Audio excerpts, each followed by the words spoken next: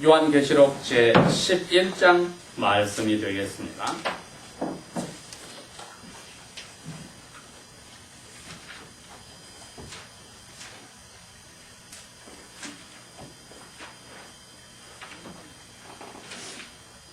하나님 말씀 신약성경 마지막 책 요한계시록 제11장 1절 말씀부터 시작해서 14절까지 읽도록 합니다.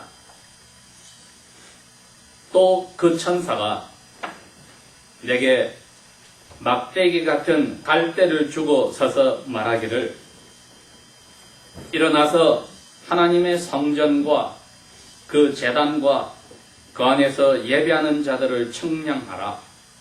그러나 성전 밖에 있는 뜰은 내버려 두고 그것을 청량하지 말라.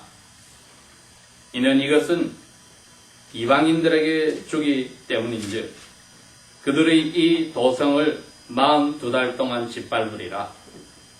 또 내가 나의 두 증인들에게 권세를 주리니 그들이 굵은 베옷을 입고 1260일을 예언하리라.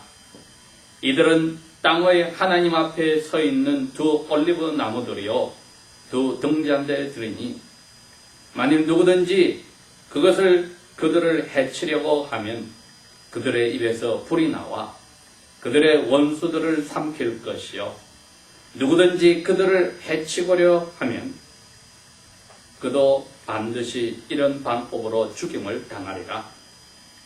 이들에게는 큰 힘이 있어 하늘을 닫아버리고 그 예언하는 날들의 비를 오지 못하게도 하는 권세를 가지고 또 물을 피로 변하게 하고 그들이 언제든지 온갖 재앙으로 땅을 치리로다. 그들이 자기들의 증거들을 끝마칠 때 바닥이 없는 음부로부터 올라오는 짐승이 그들과 대적하여 전쟁을 일으켜 그들을 이기고 죽이니 그들의 시체들이 큰 도성의 거리에 놓이리니 그들이 영적으로는 소돔과 애굽이라 불리우며 또한 우리 주님께서 십자가에 달려 못 박히신 곳이니라. 또 백성과 종족들과 방언과 민족들로부터 나온 자들이 그들의 시체를 사흘 반 동안 구경하며 그들의 시체들을 무덤 속에 장사하는 것을 못하게 하리라. 이 두 선지자들이 땅에 거하는 자들을 괴롭게 하였기에 땅에 거하는 자들이 그들로 인하여 기뻐하고 즐거워하며 서로 선물들을 보내리라 하더라. 3일 반 후에 하나님께로부터 온 생명의 성령께서 그들에게 들어오매 그들이 자기들 발로 일어서니 그를 구경하는 자들에게 큰 두려움이 떨어졌더라.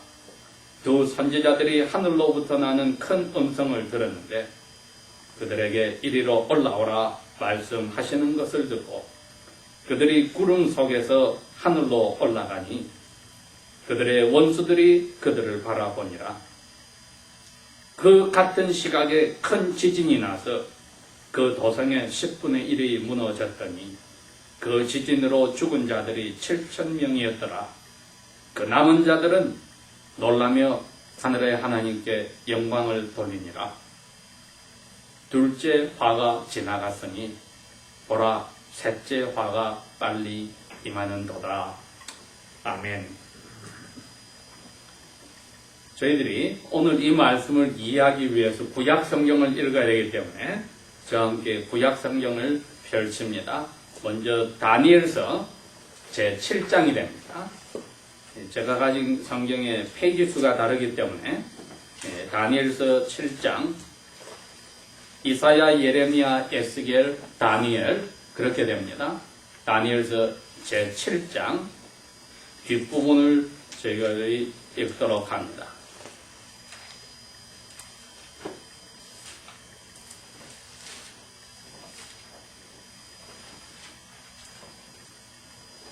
(7장) 21절부터 시작해서 읽겠습니다. 내가 보았더니 이 뿔이 성도들과 싸움을 하여 그들을 이겼으나 옛날부터 계신 분께서 오셔서 지극히 높으신 분의 성도들에게 심판을 주셨으므로 그때가 이름에 성도들이 그 왕국을 소유하니라. 그러므로 그분께서 이같이 말씀하시기를 넷째 짐승은 땅 위의 넷째 왕국이 되리니 이 왕국은 모든 왕국들과 달라서 온 땅을 삼키고 온 땅을 밟아서 산산조각 낼 것이라. 이 왕국에서 나온 열불들은 장차 일어날 열왕들이며 또 하나가 그들 뒤에 일어나리라. 또 그는 먼저 있던 자들과는 다르며 그가 새 왕들을 복종시킬 것이니라. 그가 지극히 높으신 분을 대적하여 큰 말들을 말할 것이며 또 지극히 높으신 분의 성도들을 지치게 할 것이며 또 때와 법들을 변경시키려고 생각할 것이라. 또 성도들은 그의 손에 넘겨지되 한때, 두때와 반때까지니라. 이렇게 읽고 나서 그 다음에 다시 9장 말씀을 읽도록 합니다. 다니엘서 9장 16절 말씀부터 시작해서 읽습니다. 오 주님, 주님의 모든 어려우심에 따라 내가 주님께 간구드리오니 주님의 진노와 주님의 경노하심을 주님의 거룩한 성읍 예루살렘과 주님의 거룩한 산으로부터 돌이키시옵소서. 이는 우리의 죄들과 우리 조상들의 죄악들로 인하여 예루살렘과 주님의 백성이 우리 주위에 있는 모든 자들에게 치욕거리가 되었기 때문이니이다. 오 우리 하나님이시여, 그러므로 이제 주님의 종의 기도와 간구들을 들으시고 주님을 위하여 주님의 얼굴을 황폐해져 있는 주님의 성소에 비치소서. 오 나의 하나님이시여, 주님의 귀를 기울이시고 들으시옵소서. 주님의 눈을 여시어 우리의 황폐된 것들과 주님의 이름을 불리우는 그 성읍을 보시옵소서. 이는 우리가 주님 앞에 우리의 간구를 드리는 것은 우리의 의로 인함이 아니었고 주님의 크신 긍휼하심으로 인함이니이다. 오 주님 들으시옵소서. 오 주님 용서하시옵소서. 오 주님 귀를 기울여 들으시고 행하시옵소서. 오 나의 하나님이시여, 주님을 위하여 지체하지 마옵소서. 이는 주님의 성읍과 주님의 백성이 주님의 이름으로 불리워지기 때문이니이다.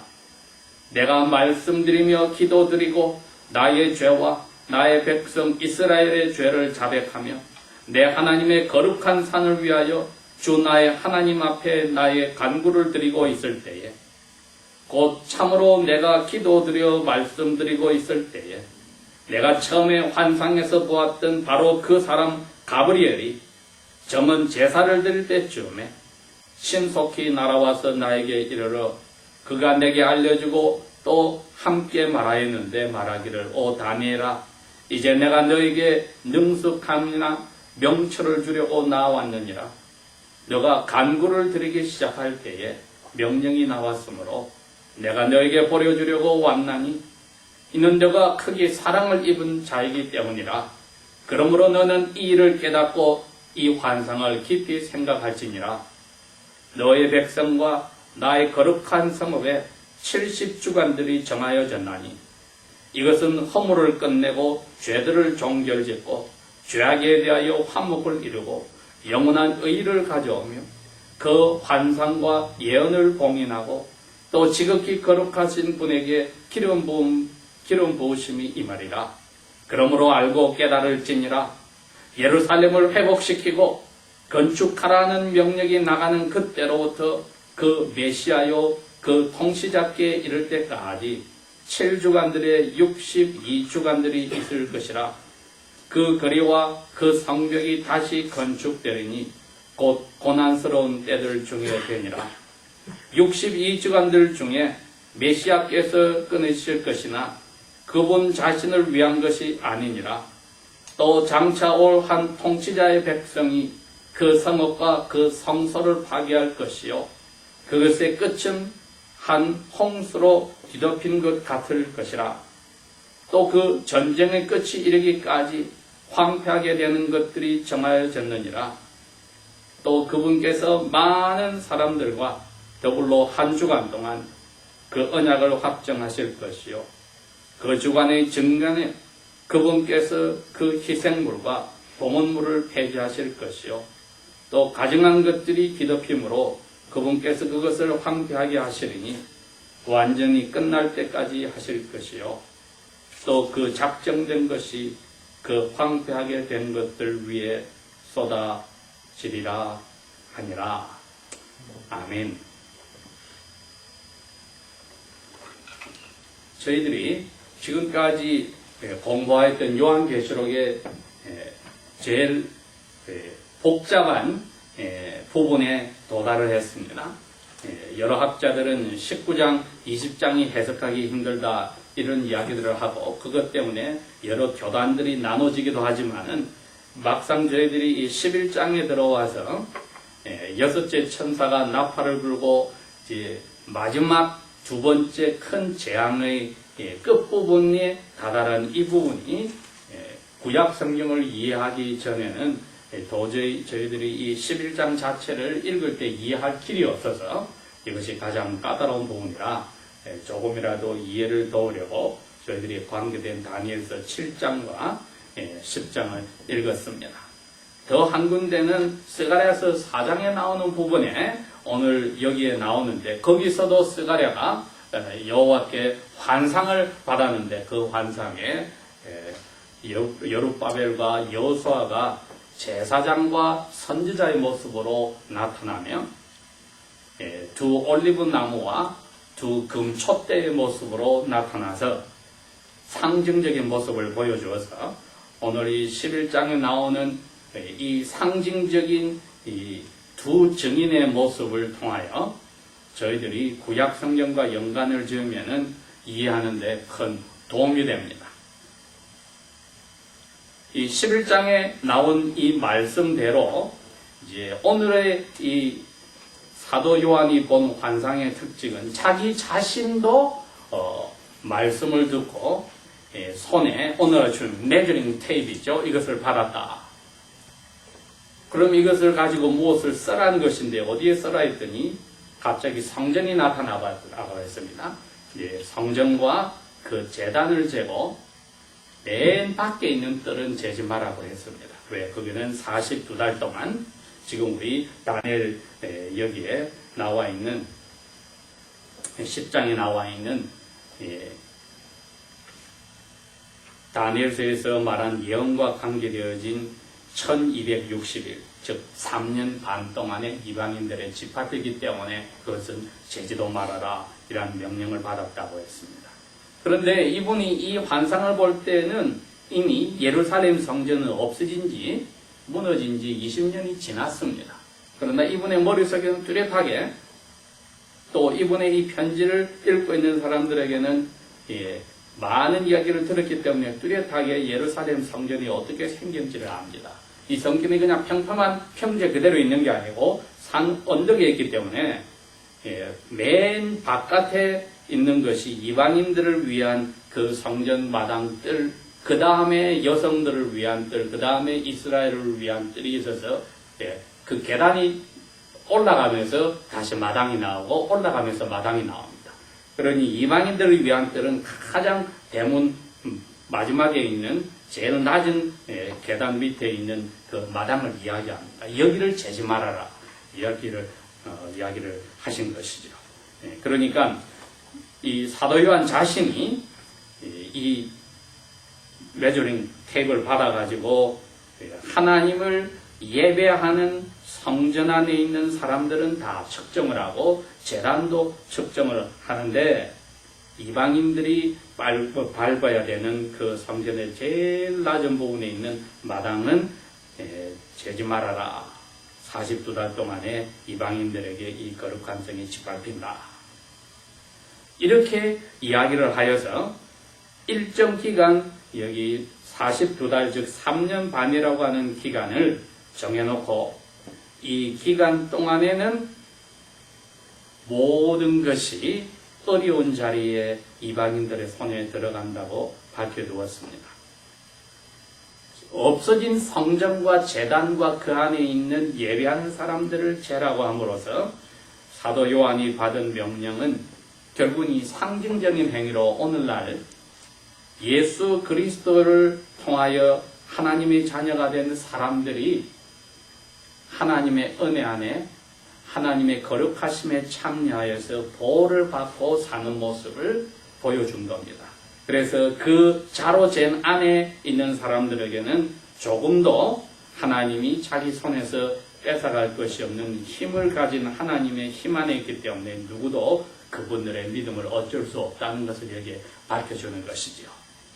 이제 문제는 성전 그 마지막 제일 낮은 마당에서부터는 그 도성 전체가 함께 이방인들에게 49달 동안 발표 산다고 한 여기에 문제가 있습니다. 왜? 이 사람들 사이에 두 증인들이 서 있었다. 근데 여기 이제 두 증인이 바로 제가 이야기한 스가랴서 4장의 환상에 나오는 여룹바벨과 여호수아와 같은 선지자와 제사장의 역할을 하는 깜깜한 세상 속에서 하나님의 주신 명령에 따라서 선지자처럼 복음을 전하고 제사장처럼 대신 기도하는 그 두 모습을 나타내 줍니다. 근데 이들이 권세가 있어서 말을 하면은 그 말하는 동안에 하늘을 닫아서 비가 안 오게도 할 수 있고 또 땅의 물이 피로 변하게도 할 수 있다. 그렇게 말하니까 구약 성경에 우리가 또 알고 있는 출애굽기에 나오는 모세의 능력을 압니다. 그리고 또 열왕기상에 나오는 엘리야의 이야기를 압니다. 엘리야는 기도를 통해서 하늘의 비를 3년 6개월을 막았고 또 기도를 통하여 비를 다시 오게 하였고 또 모세도 능력으로 나일강에 그리고 애굽에 있는 모든 물의 근원들을 피로 바꾸게 하는 능력이 있었습니다. 그러니 구약시대에 가장 능력을 가졌던 선지자의 역할을 하였던 엘리야와 모세의 모습과 같은 이 두 증인의 모습이 이 42달 동안에 성전들이 이방인에게 짓밟히고 도성이 무너져 짓밟힐 동안에 이러한 역할을 한다.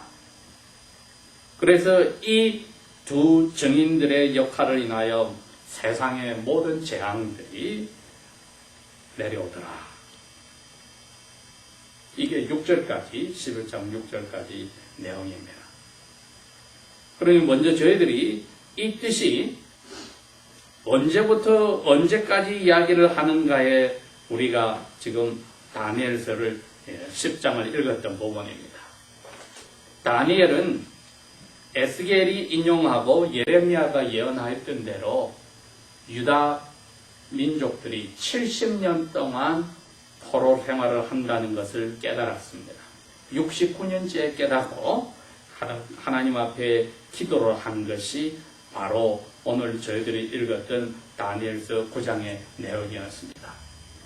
그 기도의 대답으로 가브리엘이 하나님의 명령을 받아 다니엘에게 이제 설명을 해줬는데 그 설명 내용은 70년이 지나면 고향으로 돌아갈 뿐 아니고 그 후에 너희들 참된 하나님을 예배하는 유대인들에게 일어나는 모습에 대해서 이제 예언들이 다니엘에게 오기 시작하는데 이 9장의 예언 이것이 오늘 11장의 1절에서 6절에 나오는 42개월과 연관이 되어집니다.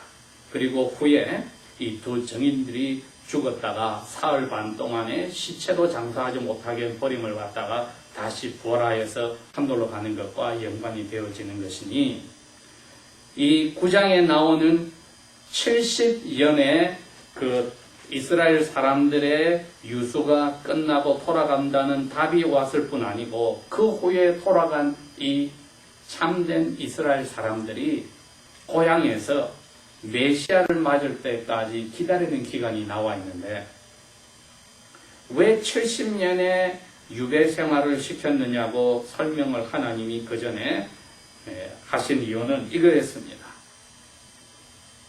매 1년씩 이스라엘 땅이 유대인들이 근 약 500년 동안에 자기 조상들의 그 우상 숭배죄 때문에 그 땅을 더럽혀서 그 땅이 쉼이 안식이 필요하다고 했습니다. 그래서 70년 동안 땅에 안식을 취해야 된다고 했습니다. 그런데 성경에서 안식이란 매 7년마다 한 번씩 돌아옵니다. 근데 여기서는 70년은 안식을 취한단 말은 거꾸로 이야기하면은 정확하게 490년이 지나야만 안식하는 횟수는 70년이 나오게 됩니다. 그래서 이 다니엘서 9장에서 말하는 이 70년이란 안식년이 70년이니 7년마다 1년씩 안식년이 온다면은 70년에 안식년이 오르면은 490년이 세월이 흘러야 된다는 뜻이죠. 자, 그렇게 생각하여서 이제 제가 다니엘서 9장을 다시 읽고 여러분에게 이야기를 하겠습니다.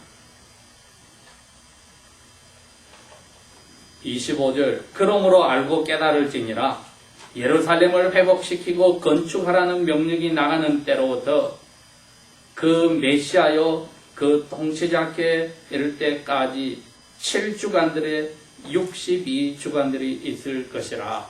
이 7주간이란 말이 바로 7년을 이야기합니다. 여기서는 한 주간을 7년으로 계산해서 7주간이면은 49주가 되겠죠. 그런데 62주간이 된다 하면은 1주가 7년으로 계산을 해서 62주간이면 어떻게 됩니까? 434년이 됩니다. 예. 전체 70주간 중에 7주간, 62주간 하면 다 합하면 483년이 됩니다. 그게 마지막 한 주간이 와서 70주간이 되면 490년이 됩니다. 이 모든 것을 계산하여 볼 때 마지막 7주간 지나갔고 62주간을 더하면 69주간이니 마지막 483년의 세월 동안에 메시아도 오시고 성벽이 다시 건축되고 이제 고난의 때가 있다고 하였습니다. 26절에 62주간들 후, 즉 철 7주간 더하기 62주간, 즉 마지막 49주간이죠. 그러니 483년 후에 그 뜻입니다. 메시아가 끊어지고 그분 자신을 위한 것이 아니냐, 또 장차 올 한 통치자의 백성들이 그 성읍과 그 성소를 파괴할 것이요 그것의 끝은 한 홍수로 뒤덮인 것 같을 것이라. 전쟁의 끝이 이르기까지 황폐되는 것들이 정하여졌느니라. 이렇게 함으로써 마지막 이제 7년만 남게 되는 일이 온다.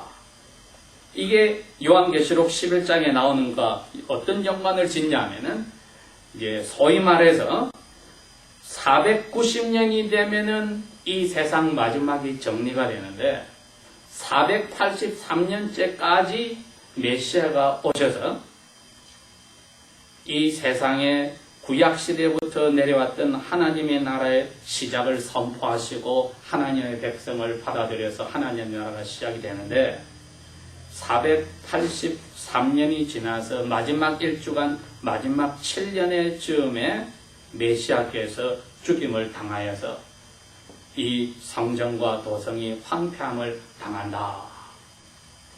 이렇게 이제 설명을 해주셨습니다. 그러니 다니엘은 이 말씀을 들을 때 자기의 백성들과 미래에 일어나는 그 예언을 들었기 때문에 현재 70년 후에 돌아오는 것하고는 직접적인 연관이 없습니다. 왜? 돌아왔어도 앞으로 근 420년 후에 일어날 일이니까. 그러면 420년 후에 일어난 일이 무엇이냐면은 메시아께서 오신 겁니다. 오셔가지고 하나님의 나라를 이루셨는데 거기에 12사도가 있고 그 후에 약 30년 동안에 예수님을 하늘로 데려가신 후에 전 세계에 복음이 전파되기 시작하였습니다. 그러다가 70년대 AD 70년에 정말 예루살렘 성이 멸망하는 사건이 벌어집니다. 오늘 요한계시록 11장은 그 기간, 다니엘이 말한 마지막 7년의 기간 동안에 벌어지는 사건을 서술한 것인데, 이 마지막 7년이 예루살렘 성이 무너진 AD 70년부터 시작하여서 오늘날까지 이어지고 있는 상징적인 숫자입니다. 그러면 예루살렘 성이 무너진 그 기간이 마지막 7년의 전반부 3년 반 1260일의 기간이 됩니다. 그 말은 거꾸로 저희들이 생각할 때에 오늘날처럼 복음이 세상에 많이 전파된 때가 있었느냐 하겠지만은, 성경은 사도 바울이나 나머지 말씀을 통하여 AD 70년 예루살렘 성이 무너지기 전에 이미 복음이 전 세계에 전파되어졌다고 하였습니다. 마지막 7년의 전반부 3년 반에 예루살렘 성이 무너질 때까지의 역사인데, 약 30여 년 동안에 주님께서 하늘나라를 세우시고 교회들이 12사도를 통하여 전 세계 복음이 전파되는 역할하에서 세워진 이 복음의 시대가 처음 1260일 기간, AD 70년 예루살렘 성이 무너질 때까지의 바로 두 증인들이 외치는 기간입니다. 우리들이 생각할 때에 이 두 증인들이 외치는 기간 동안에 예루살렘 성이 이제 무너지는 AD 70년이 올 때까지 이 전반부가 이 세상에 가장 복음이 왕성하게 전파될 때였습니다. 그 약 30여 년의 기간 동안에 12사도와 그 후에 수많은 사람들을 통하여 그 당시의 문명세계에는 하나님의 복음이 거의 다 전파가 되어졌습니다. 그러니 그때와 AD 70년 후에 교회가 복음 사역을 한 것과 비교를 할 때 어느 것이 더 왕성하고 활발한 은혜의 시대였냐 하면은, 그 AD 70년 예루살렘 성이 무너지기 전까지의 기간이 훨씬 더 은혜와 복음이 왕성하였던 시기였습니다. 그래서 AD 70년부터 오늘날까지는 이제 3일 반 후에 죽은 두 선지자들에게 하나님이 생기를 넣어서 하늘로 올라해서 불러갔다고 하는 일이 나오는 짧은 기간을 나머지를 빼고는, 여기 요한계시록 11장에서 말하는 이 1260일 3년 반의 기간은 수많은 하나님의 자녀들이 마지막 세대의 나머지 3년 반의 교회가 사라지기 전에까지의 그 모습을 AD 70년 전까지 교회의 모습이 그대로 보여준다는 것이죠. 다시 말하면 AD 70년 성전이 무너지기 전에 약 30여 년 동안에 복음이 가장 활발해서 전 세계에 복음이 퍼졌듯이, AD 70년 후에 성전이 무너지고 나서 두 증인들처럼 1260일 동안에 전 세계에 복음 역사가 일어나긴 일어나는데, 이분들의 복음 역사는 우리가 알다시피 사도 바울이나 수많은 사도들이 복음을 전했을 때 간 곳곳마다 박해와 핍박이 있어서 이분들과 항상 싸우면서 이분들이 역사를 행하고, 또 이분들의 말씀을 듣고 사람이 돌아서고, 또 이분들의 말씀 때문에 사람들이 길을 막고 이분들을 죽이려 하는 이 박해와 싸움의 연속이었다는 것이 잘 나와 있었습니다. 자, 그렇기 때문에 이 1260일 동안의 두 증인들이 이 은혜의 기간에 전 세계에 복음을 끼쳤던 사람들과 같이 나머지 이 세상 마지막이 다가오는 그 시기에 증인들의 역할을 하고 살게 되는데, 오늘날 교회나 1세기대 때 교회나 모든 교회들이 다 같이 이 은혜의 시대의 사도들처럼 가는 곳곳마다 하나님의 말씀을 전할 때마다 반대를 당하고 핍박을 당하고 보이지 않는 두 세력, 하나님의 세력과 사탄이 보낸 세력이 싸우는 그 자리로 들어간다는 것, 그것이 우리가 살고 있는 세대에도 똑같은 일이 벌어진다는 것이죠. 그러니 평화의 시대는 사라졌다는 겁니다. 1260일 동안에 다니엘이 말하였듯이 마지막 7년의 기간에 수많은 하나님의 백성들이 어려운 자리에 들어가는 1260일, 13년 반이 나타난다고 했는데, 저희들이 바로 이 마지막 7년 중에 1260일 기간에 그 기간에 상징적인 삶을 계속 유지하고 있는 때에 살고 있습니다. 두 증인들의 삶이 그 당시에 사도들을 통하여서 로마 시대의 모든 사람들에게 충동질을 하고 박해를 유발시키고 그리고 갈라놓아서 참된 증인들과 믿지 않는 사람들로 갈라놓고 이 사도들과 참된 증인들의 삶을 통하여 죄악에 물든 사람들이 고통을 당하고 도저히 그것을 감당하기 싫어서 결국은 박해를 하여 사람들을 죽이는 일들이 벌어졌듯이 이 세상 마지막의 상징적인 7년의 전반부 3년 반은 그리스도인들이 가는 곳곳마다 그리스도의 삶들 때문에 많은 사람들이 그리스도인들과 같이 있는 것을 힘들어하고 그리스도인들로 바뀐 사람들과 바뀌지 않은 사람들 사이에 두 세력의 계속적인 부딪힘이 있고 그리스도인들은 똑같이 박해를 당하여서 은혜의 시간에 복음이 전파될 동안에 박해가 가장 심하다는 것, 그것을 우리에게 가르쳐 줍니다. 이것이 둘째 재앙입니다. 왜 이게 그리스도인들이 복음을 전하는 은혜의 시대에 가장 박해를 당하는 것이 둘째 재앙이냐? 그것은 그리스도인들에게 오는 재앙이 아니고 그 복음을 듣는 사람들이 들으면서도 회개하지 않아서 하나님이 그 사람들에게 내려올 재앙인 겁니다.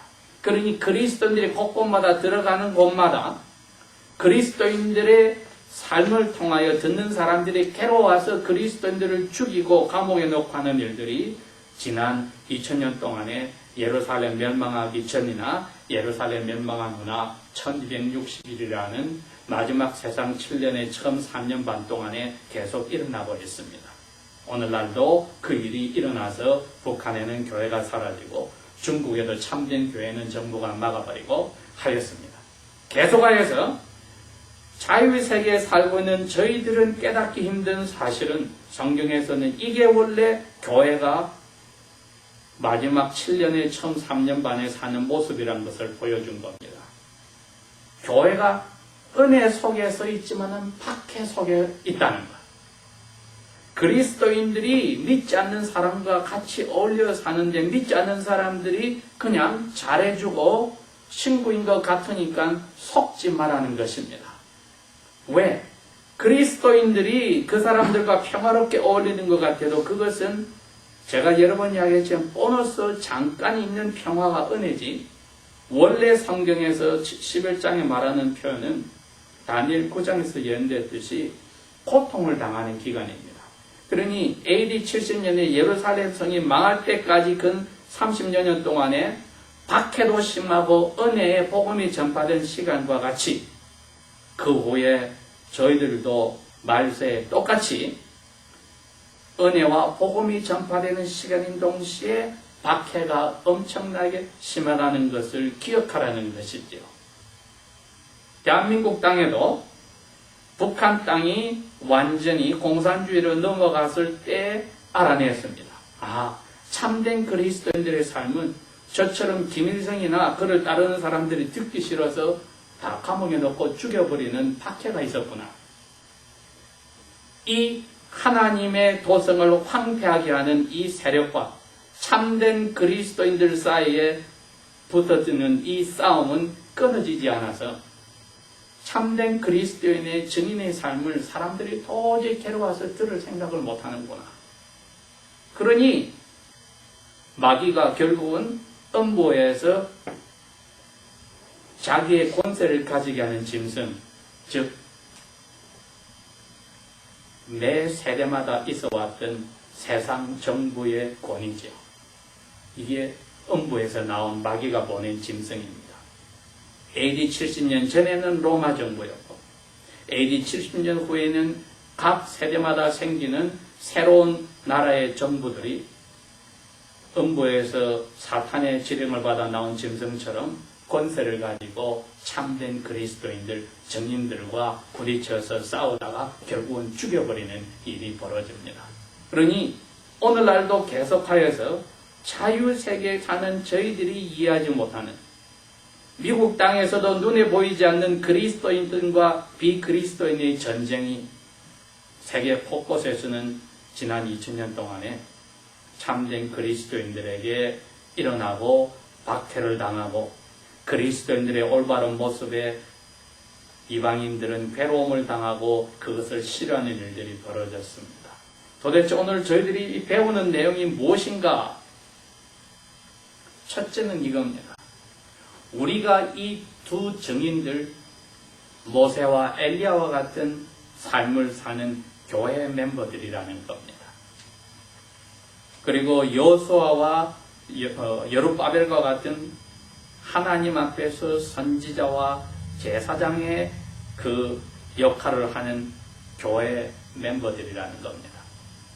두 번째는 이 교회는 복음을 전파하는 수단으로 이 두 증인들처럼 능력을 가지고 세상을 전파하지만은 결국은 정부라고 하는 힘을 가진 사탄의 권세를 받은 음부에서 나온 짐승과 같은 이 세력에 의해서 죽임을 당하는 고통의 자리에 결국은 들어가 버려서 전 세계 교회 자체가 사라지는 일이 조만간에 온다는 것, 저희 교회 멤버들은 이해를 해라는 겁니다. 그러니 저희들이 북한을 보면 이미 그 일이 벌어져서 교회는 사라졌습니다. 믿는 사람들은 있어도 교회는 사라졌습니다. 그러면 그게 원래 그리스도인들의 정상적인 삶이라는 것을 이해를 해야 합니다. 그러면 우리는 자유를 가지고 믿지 않는 사람과 어울리고 산다는 것은 이게 비정상적인 보너스에 잠깐 베풀어 주신 기간이지 이게 정상적인 그리스도인의 삶이 아니라는 것을 이해를 해야 합니다. 그러니 지난 2000년 동안에 AD 70년에 예루살렘이 멸망하기 전의 세대에 보면은 복음이 전파되고 교회는 박해를 당하고 죽임을 당하고 순교가 있는 것이 정상적인 두 증인들의 삶과 같은 교회의 모습이듯이 그 후에도 나머지 1900년 동안에도 우리 그리스도인들이 그 기간 속에 있다는 것을 착각하지 말라는 것. 우리도 그 기간에서 믿지 않는 사람들 틈에 증인들의 삶을 제대로 산다면은 그 사람들에게 고통을 주어서 우리를 감당하기 싫어서 죽이려 하는 세력들이 나온다는 것을 우리 보고 기억하라는 거죠. 저희들이 증인의 삶을 올바로 산다는 것이 이 요한계시록 11장에서 분명히 보여줍니다. 죽음을 각오한 증인의 삶이란 것을 저희들이 오늘 마음에 새겨야 합니다. 그래서 자유세계에 사는 동안에 참된 그리스도인을 살려니까 고통에 따라서 우리도 공립학교를 더 이상 보내지 않고 기독교 사립학교를 만든 이유도 거기에 있습니다. 자녀들을 믿지 않는 사람들의 자녀들과 어울리게 하려니까 우리 자녀들이 그 유혹에 빠지고 결국은 자기의 신앙을 팔아먹을 수 있는 위험이 있기 때문에 하나님께서 우리에게 정신적인 고통과 육체적인 손해와 경제적인 손해를 무릅써가면서까지 우리의 자녀들을 하나님의 말씀대로 키우는 길에 투자하게 하고 거기다가 명령에 순종하게 하는 역사가 지금도 우리에게 일어나고 있는데 이 모든 것이 다른 면으로 아니게 박해고 핍박이고 두 세력과의 싸움의 모습입니다. 그게 육체적으로 일어나는 것이 2000년 동안에 곳곳에서 정부들의 박해를 받고 그리스도인이 잡혀가거나 몰살을 당하는 일이요. 자유세계의 저희들에게도 참된 그리스도인들이 당하는 경제적이고 육체적이고 정신적인 고통이 우리와 우리 자녀들에게 오늘날도 있습니다.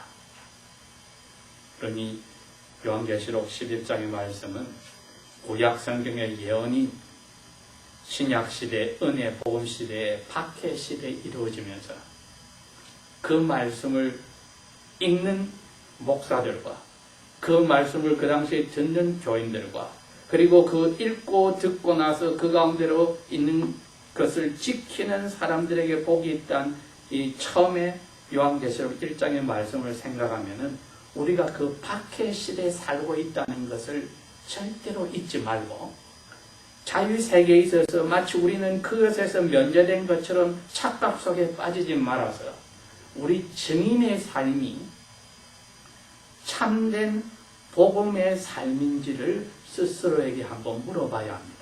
내가 믿지 않는 사람들과 잘 어울리고 그 사람들하고 비슷하게 사는 것이 이게 문제가 있는지 없는지를 한번 점검을 해야 합니다. 참된 증인의 삶은 복음의 삶인가? 참된 증인의 삶은 복음의 삶인가? 내가 전파하는 복음과 내가 믿는 신령과 내가 가지고 있는 이 라이프의 이 삶이 믿지 않는 사람들과 똑같은가 다른가? 다르다면 그 사람들은 나에게 대한 반응이 아주 나이스하게 잘해줄 때 내가 거기에 혹해서 넘어가서는 안 된다는 것을 또 깨우쳐줍니다. 왜? 당장 고통을 당하는 북한의 그리스도인들을 보시면 저게 그리스도인들이 당하는 정상적인 박해의 모습이다. 3일 반 동안에 시체가 죽어서 장사되지도 못하게 할 정도로 세상 사람들은 좋아하고 그 정인들이 죽을 때 박수치는 것. 김일성이 그렇게 하였습니다. 그리스도인들을 죽이고 없애고 나서 자기는 잘 먹고 잘 산다고 박수치고 춤을 추고 놀았습니다. 김정일이 그랬습니다. 지금 김정은이 그럽니다. 스탈린이 그랬습니다. 그리고 모택동이 그랬습니다. 수많은 세대 동안 로마의 황제들이 그랬습니다. 오늘날도 세계 곳곳에서 이 박해는 일어나고 눈에 가시 같은 그리스도인 고통을 당합니다.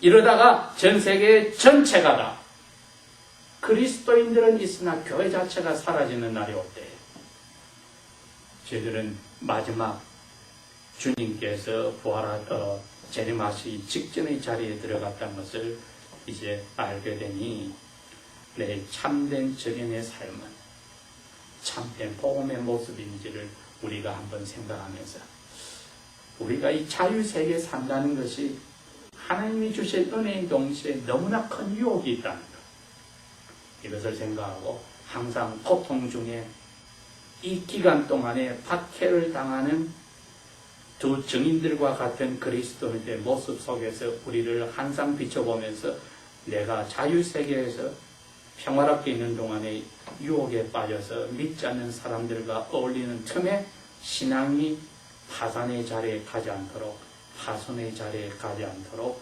경계해야 되겠다 하는 것을 새겨야 할 것입니다. 기도하겠습니다. 아버지 하나님, 오늘의 모습을 저희들이 요한계시록 11장에서 볼 때에 참으로 수많은 자유세계의 그리스도인들은 비정상적인 자유와 은혜 속에서 신앙들을 다 팔아먹고 파손의 자리로 간 것을 저희들이 보게 됩니다.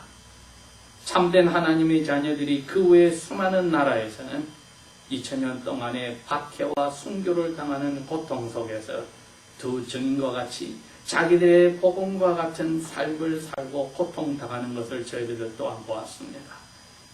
우리가 살고 있는 이 미국 땅의 하나님의 교회가 이 증인들의 삶을 살게 도와주시고 떠나온 저희들의 땅에 남한에 있는 하나님의 자녀들이 증인들의 삶을 살 수 있도록 북한에 고통당하는 그리스도인들의 모습 속에서 깨닫게 하시고 저희들 속에 가지고 있는 이 신앙의 불이 미지근하거나 유혹 속에서 죽어버리지 않고 활활 타오를 수 있도록 우리 입에서 나가는 말이나 우리의 삶의 목적이나 우리의 가족의 삶 속에 아버지께서 은혜를 주셔 박해를 당할 준비가 되어 있으며 목숨을 바칠 준비가 되어 있으며 참된 증인의 삶 때문에 당하는 모든 피해와 손해를 당할 준비가 되어 있는 그 자리로 저희들이 즐겁게 나아갈 수 있도록 은혜를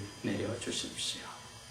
다시 한번 저희들이 졸다가 주님을 맞는 불상사가 나오지 않도록 깨어있을 수 있는 은혜 속에 있도록 아버지여, 우리의 마음속에 가진 신념뿐 아니라 우리의 삶 속에서도 하나님께 영광을 돌리게 할 수 있는 도구가 되도록 은혜를 내려주십시오.